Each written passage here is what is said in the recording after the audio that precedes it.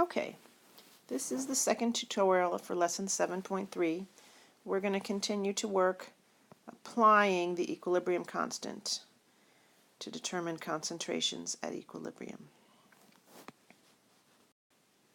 So here we have a sample problem about the Haber process, which hopefully we'll have a chance to read about. That is a process by which we make ammonia out of nitrogen from the air. It was famously developed during World War I and allowed fertilizers to be made and feed the world's growing population. Also allowed the Germans to make a lot of bombs. It's another story, but we will read about that because it's affected by equilibrium. So you have nitrogen plus hydrogen in equilibrium with 2NH3 ammonia. For this process, the equilibrium constant equals 1.45 times 10 to the minus fifth at 500 degrees Celsius.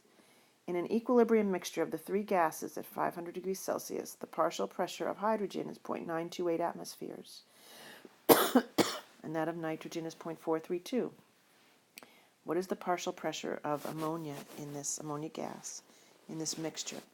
So what we're going to do is create our Rice table.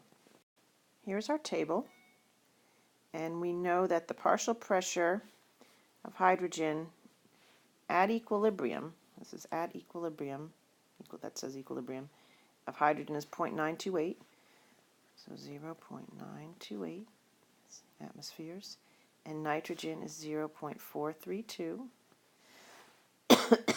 and they're asking, what is the partial pressure of ammonia in this mixture?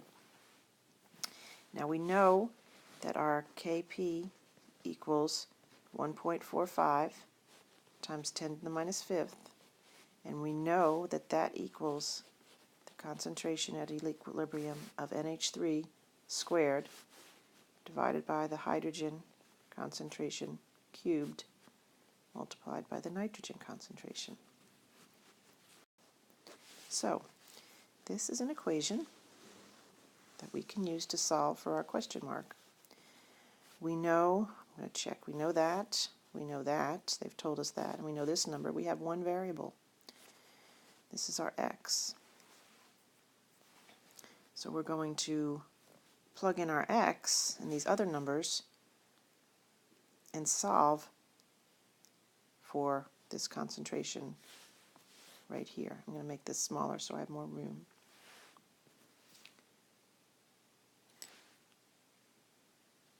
Before I make this smaller, so we don't have to fill in the initial concentrations here and the change because we have our two of our equilibrium constants. We only have one missing, and we know our constant. So when we write our equation here, and when we plug in what we know, we're only going to have one variable, so we don't need to fill these in. Let's see if I can make this smaller. So let's rewrite it. Kp, well actually we don't need that. Sorry about this.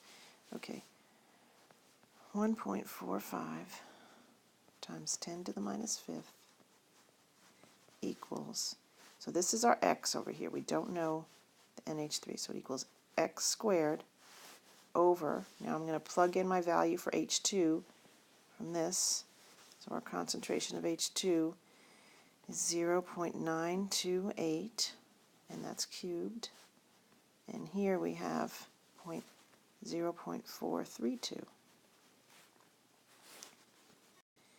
So now I've simplified this. I've multiplied this side of the equation by these things, and they've canceled out on the x squared side, so I only have x squared.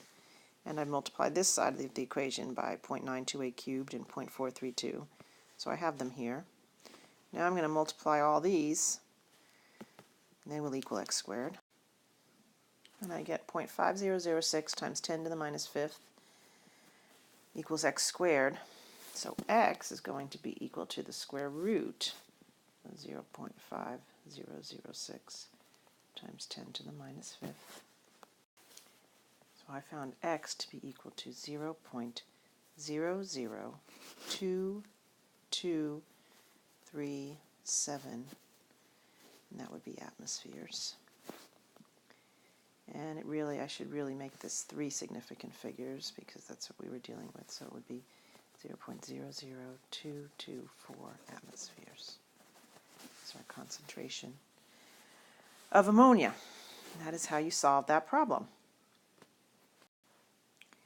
Now this problem was nice because we were given equilibrium concentrations. So we didn't have to worry about this part. But in the next problem we're going to be given these initial concentrations and still have to come up with these values. So let's see how we do that. Okay, here we have another problem, and in this problem we're given initial concentrations and the equilibrium constant, and we need to find our final equilibrium concentration. So let's see how we would go about doing that. We have a 1 liter flask filled with 1 mole of H2 and 2 moles of I2 at 448 degrees Celsius. The value of the equilibrium constant for this reaction, H2 plus I2 in equilibrium with 2HI, is 50.5. What are the equilibrium concentrations of our two reactants in our product? So we're going to have to make a rice table to see and fill in what we know. So let's do that first. Okay, here's our table with our reaction. Now we're told that our concentration of H2 is 1 mole, and that's in a 1 liter container. So that's going to be 1 molar. So I'm going to put for H2 1.0 concentration. Those are my brackets. And my initial concentration of I2 is 2 moles in 1 liter, so 2 over 1 is 2 molar. And I don't have any HI to begin with, so that's going to be 0.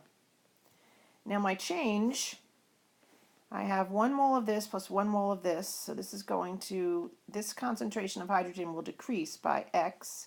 This will decrease by X. This is increasing by 2X because it's making 2 of these, so that's going to be plus 2X. I don't know my equilibrium concentrations, but I do know something about them. I know that my equilibrium constant of H2 is going to be, we're going to put it in parentheses, 1.0 minus X. This amount will decrease by this amount at equilibrium. And same for my I2. I start with 2.0, I'm going to decrease it by X. So this will be equal to 2.0, and I think there's more O's here. I've abbreviated, but it's really 4 significant figures, minus X. And this is going to be plus 2X. Okay, so now we know we have something to work with at least for our equilibrium constants, and we know that our K, which is equal to 50.5, they told us that up here. If we write the expression for that, it's going to be our product, HI squared, because of this coefficient that's a 2, divided by our reactants, H2 times the concentration of I2, all at equilibrium. So now let's see if we can substitute in these values and create an equation that has one variable, because if it has one variable, we can use algebra to solve it. I'm going to make this smaller to give us some more room. Okay, so now I'm going to substitute in my K. I'm not going to write the K over again. I'm going to write 50.5 is equal to, and for HI, I'm going to put in 2X. So in brackets, I have 2X, and that whole thing's going to get squared. And for my H2, I have 1 minus X, so that becomes 1.0 minus X. And for my I2, I have 2 minus X, 2.0 minus X. Okay, so now I'm going to have to expand this using algebra into a polynomial and simplify it into an equation that I can solve, because it has just one variable. So first thing I'm going to do is multiply these two, whatever they're called, binomials, I don't know, together. 1 times 2, 1 times, there should be a subtraction sign here. This is 2 minus X. This is 2 minus X. 1 times minus X times 2, minus X times minus X. So that becomes, if I'm rewriting, 50.5. I'm going to, well, let's go ahead and square what we have up on the top. So 2 squared is 4, and X squared is X squared. Make sure you square this 2. This is actually the second time I've done this problem. The first time I accidentally forgot to square it, and it didn't work out so good. So your coefficients have to be squared. So now underneath in my denominator I have 1 times 2, so that is 2. I have 1 times minus X, that's minus X. I have minus X times 2, that is minus 2X. And finally, I have minus x times minus x, which is plus x squared. So we're going to simplify this even further. I'm going to do it up here. I have 50.5 equals 4x squared over 2 minus 3x plus x squared. Okay, now what I need to do is get this out of the denominator. So I'm going to multiply both sides by this polynomial. I think I need another color. Okay, so I'm going to have 50.5 times 2 minus 3x plus x squared equals 4x squared. Now I'm going to distribute this 50.5. 50.5 times 2 is 101. So I have 101 minus, let me get my calculator, minus 151.5 x plus 50.5 x squared equals 4x squared. So now I'm going to bring this x squared, I'm going to subtract 4x squared from both sides. So I have 0 on one side of my polynomial. So then I will have 101 minus 151.5x minus 46.5x squared, because I subtracted 4x squared from both sides, equals 0. And just to make it simpler, I'm going to rewrite this and have the x squared in the front. So when we use the quadratic formula, it looks better. So I'm going to have 46.5x squared minus 151.5x plus 101 equals 0. Now, this is a quadratic equation because it has an x squared. It's possible to create a program in your graphing calculator that will solve for this. I can show you how to do that in class, but right now we're going to do it the old-fashioned way, by hand. So, since it's a quadratic equation, it's an x squared, we can use the quadratic formula, which is, let me check this, minus b plus or minus b squared minus 4ac over 2a. And these are our coefficients, and this is our a, this is our b, this is our c. So let's make this smaller and give ourselves more room to solve. Okay, so let's rewrite this, substituting in our values. So we have x equals minus b, so minus 151.5 plus or minus the square root of b squared. So that's minus 151, but it's going to be squared, so it doesn't matter. Squared, put a minus there, minus 4 times a, which is 46.5, times c, which is 101, all divided by 2 times a, which is 46.5. So then that equals minus 151.5 plus or minus, so let's figure this out. So this is 4166.25 under the radical sign, divided by 2 times 46.5, which is 93. So we're going to come up with two values of x, but only one will work because, as you'll see, you can't have a negative concentration. So now I'm going to solve for my two values of x. I'm going to have, in the first place, x equals minus 151.5 plus this square root divided by 96. And I get 2.25 for that, which hopefully will be correct. Now I noticed a mistake here. There should be plus, because this formula is minus b, and my b was a negative. It was, where's my b? Minus, so it would be minus 151. So this is a positive number. I had written it wrong. So I get 2.25 for that. Now I'm going to calculate x minus 151.5 minus their square root divided by 96. So let's pause. And I get 0.906. So those are two values of x. They both look fine, but let's think about this for a second. My x,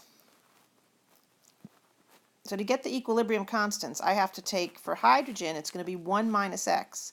I can't, if I take 1 minus 2.25, that's going to give me a negative concentration for hydrogen. I can't have a negative concentration. So therefore this will not work because 1 minus 2.25 would be negative, and that's not going to work. So that what I'm going to plug in for x is 0.096. And we're going to have to give ourselves some more room. So we're going to, for our hydrogen, our concentration is going to be 1 minus x. So that's going to be 1.0 minus 0.906. So that's going to be equal to, so that is equal to 0.094. Our iodine is equal to 2 minus 0.906. We're getting these from here. So that is equal to 1.094. And finally, our HI concentration is equal to 2x. So that's going to be 2 times 0.906. And that is equal to 2 times 0.906, 1.812. And these are in molarity. So these are our final equilibrium concentrations that it asked for up here in the problem. So you can see when you're just given initial concentrations and an equation and the value of an equilibrium constant, it can be more complicated because there's more math. But this is the process, and we're going to work one more problem. Okay, so here we have an equation. Bromine gas plus chlorine gas makes 2 bromine monochloride, and the equilibrium constant is 7. The Kp is 7 at 400 K. If the cylinder is charged with BrCl, so that means only this is put in. That means your reaction is actually going to be going this way, because you're starting with your products. So the first thing that's going to happen is you'll make some reactants, and then they'll come to equilibrium. And it's at 1 atmosphere, and the system is allowed to come to equilibrium. What will be the final equilibrium pressure of bromine monochloride? That's the only one they're asking for. It's multiple choice. So we have to make a rice table. RICE. And what we are told is that our initial concentration of bromine monochloride is 1 atmosphere. That's our initial pressure. So I'm going to write that in here. Our initial is 1 atmosphere. We don't have any of these initially, so I'll put 0. Now we're going to think carefully about our change, okay? This reaction is starting with what we would think of as products and going to the reactants. So because we're starting with this, only an amount of this is going to decrease. So our change here on this side, even though it's a product, is going to be minus 2x. Because since this is what we're starting with, this is like our reactant actually, even though it's backwards, this is going to decrease. This chlorine is going to increase, even though it's on the reactant side. We're starting with nothing. So it's going, when this comes to equilibrium, there will be some of this here. So it's going to increase. So I'm going to put plus x here and plus x here, because they're all 1 mole. So that means my equilibrium concentration here will be x, and here it's going to be 1 minus 2x. Okay, now we're going to write our expression. Kp equals BrCl squared over bromine gas times chlorine gas concentration. We can substitute. Kp equals 1 minus 2x squared over x times x. And let's put our value for Kp here. What they tell us it was 7. So let's say now we can simplify this further. Oh, I shouldn't have used blue. So now here I'm going to have 7.0, that's the value of my K, equals 1 minus 2x squared. It's this. So let's expand that. 1 minus 2x squared, I'll write it up here, is 1 minus 2x times 1 minus 2x. So when I expand that, I'm going to get 1 minus 2x plus 4x squared. And in my denominator, I have x squared. So I need to get now my x squared out of this denominator. So I'm going to multiply both sides by x squared, and I get 7.0 x squared equals, and let's just flip this around because that's how we write these things. So 4x squared minus 2x. No. This is how I get into trouble. This is minus 4x, if we combine our x terms, plus 1. Now we're going to subtract 7x squared from both sides so that we have 0 on one side, so we can use our quadratic formula. Oh wait, that's not going to work. We need to, well, it will work, I suppose. We'll just have a negative a, that's fine. So we're going to, let's think about this. Okay, I am actually going to, you could do it either way. I'm going to subtract this whole thing from both sides so that my a coefficient is positive. You could do it the other way. So 7x squared minus 4x squared gives me 3x squared. And then if I'm going to subtract minus 4x from both sides, I get plus 4x. And if I subtract 1 from both sides, I get minus 1, and that equals 0. Just put a line here. Okay, so this is a quadratic equation. I can use the quadratic formula to solve for x. That is x equals, let's see if I can do it from memory, minus b plus or is it minus a? Let's check. It's minus b. Plus or minus the square root of b squared minus 4ac all over 2a. So we're going to substitute. So x equals minus b. Where's b? This is where's b? This is b right here. X equals minus 4 plus or minus the square root of b squared. B is 4, so that's 16. Minus 4ac, so minus 4 times a is 3. 4 times 3 times c. C is minus 1. C is minus 1 right here, so times minus 1. And all of that's going to be divided by 2 times a, and a is 3. So 2 times 3 down here. Now we need more room. Oh, I think I was doing things and not talking. It was paused. So this is the last thing we wrote here. So now we're going to solve. X equals minus 4 plus or minus 16 minus 12. So that's 16 plus 12. 16 minus 12 is 16 plus 12. And 16 plus 12 is 1828. So let's just make that into 28 here. And that's divided by 6. So then we're going to have two values for x. X equals minus 4 plus the square root of 28, which is 5.29, divided by 6, so that is equal to 0.215. And then when x is also equal to minus 4 minus 5.29 divided by 6. This is not going to work because this will give us a negative number.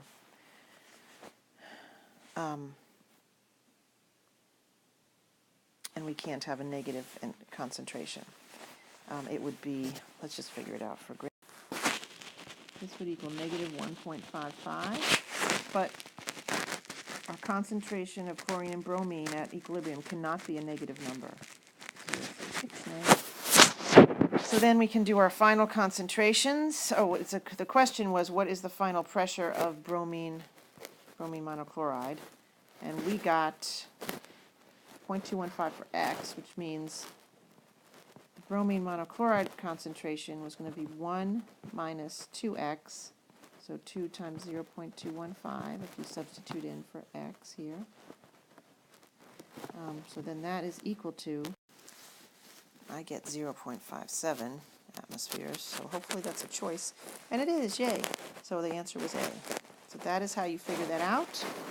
When you are given initial concentrations, you have to use the quadratic formula. It's a little more work, but the same concept. The most important thing here is figuring out what your change is going to be.